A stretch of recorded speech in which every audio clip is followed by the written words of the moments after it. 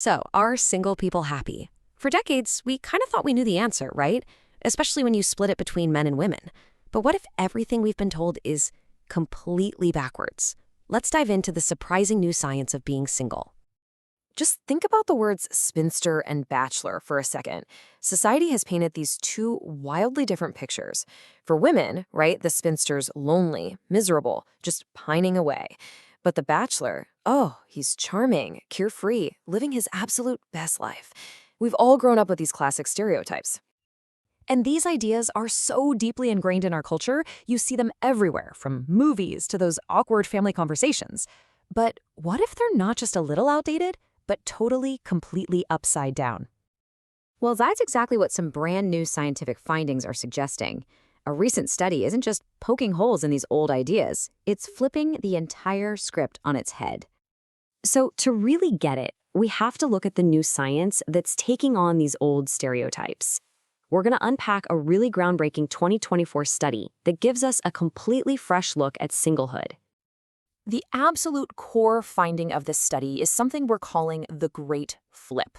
Research published in Social Psychological and Personality Science found that, completely contrary to all those old tropes, single women are now significantly happier than single men. So that just raises a massive question. What is really going on here? This brings us to what researchers are calling the satisfaction gap. Let's break down the key reasons why single women are reporting so much more contentment with their lives right now. And the data is it's striking. You can see it right here. When researchers measured how satisfied people were with their relationship status, the gap was undeniable. Women reported being way, way happier with single life than men did. The lead researchers, Hohen and McDonald's, they offer a really powerful explanation for this.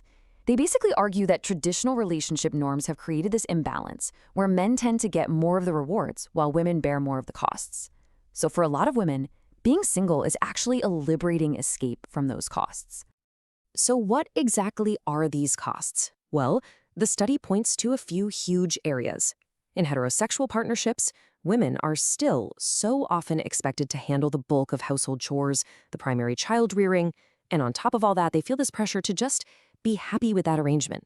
That unequal division is a massive factor.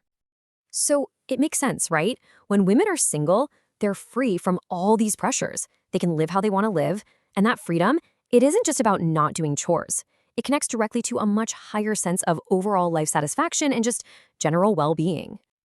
This whole idea of freedom from partnership costs leads us right to our next major point: autonomy over partnership. This is where we see just how powerful social and sexual independence have become.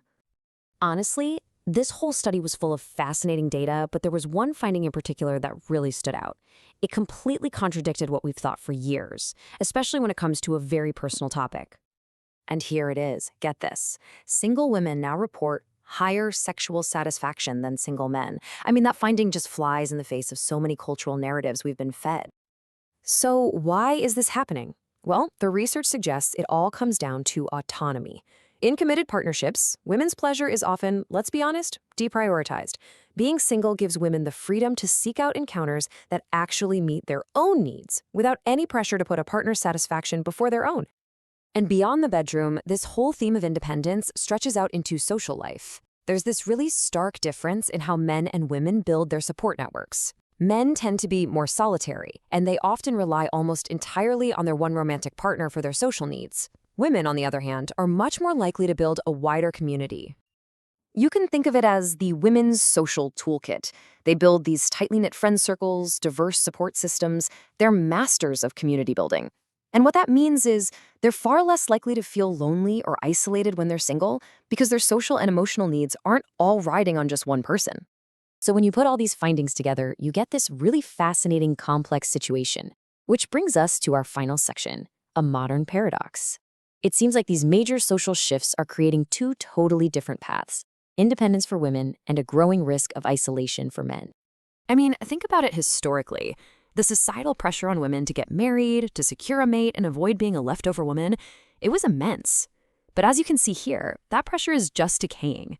Society's gotten way more relaxed about it, and with economic independence on the rise, being single is more viable and, frankly, more attractive for women than ever before.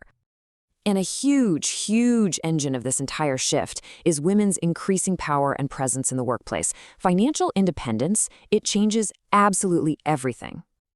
And the result of that economic freedom? Well, it fundamentally alters the dynamics of relationships. Those traditional male roles, the provider, the protector, they just aren't as essential anymore, which means finding a man for those specific reasons is simply a lower priority. I think this analogy just sums it up perfectly. For social stability, a lot of men are like a tree with one single deep root, their romantic partner.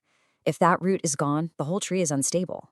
But many women, they've built a thicket of many roots. They're drawing strength from friends, from their career, from themselves. They can thrive whether that one central connection is there or not. You see, this research reveals a really profound shift in our social landscape. The old scripts are gone. We're now in a world where women are thriving in their independence, while men are facing this new challenge of potential isolation. This isn't just about dating. This affects our communities, our workplaces, our whole understanding of what happiness is. And it leaves us with one critical question. What does this new reality mean for the future of human connection?